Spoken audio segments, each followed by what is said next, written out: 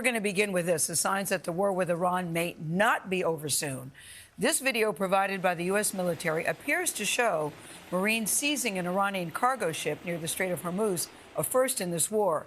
We have learned more U.S. forces are headed to the region, including an additional aircraft carrier. And Iran now says it never agreed to a second round of negotiations, despite claims by President Trump. Charlie Daggett has been following every twist of from Tel Aviv on this story. Charlie, good morning. There's a lot of twists and turns in this story. More to come, I'm sure. Good morning. Good morning, Gayle. More to come. Now, with the clock running down on that ceasefire, tensions are only cranking up. Iran shutting down the Strait of Hormuz, opening fire on passing oil tankers. And U.S. officials I spoke with this morning say the crew of that Iranian ship just ignored warnings after a 6-hour standoff. First, the U.S. Navy destroyer warns the crew of the Iranian cargo ship Tosca. Motor vessel Tosca, vacate your engine room. Vacate your engine room. We're prepared to subject you to disabling fire. Several rounds are fired toward the vessel.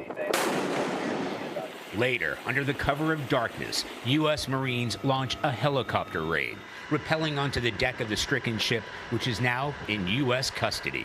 Central Command said while more than 24 commercial vessels have been turned back, this is the first seizure since the U.S. blockade was imposed last week.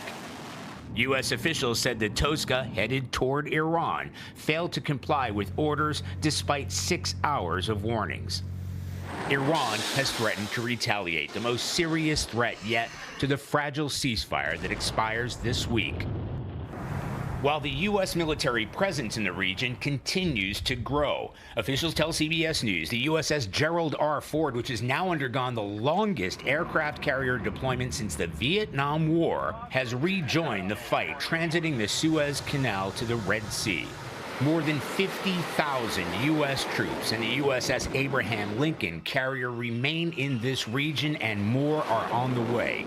A third carrier, the George H.W. Bush, is due to arrive by the end of the month, to be joined by thousands more Marines sailing from the Asia-Pacific region.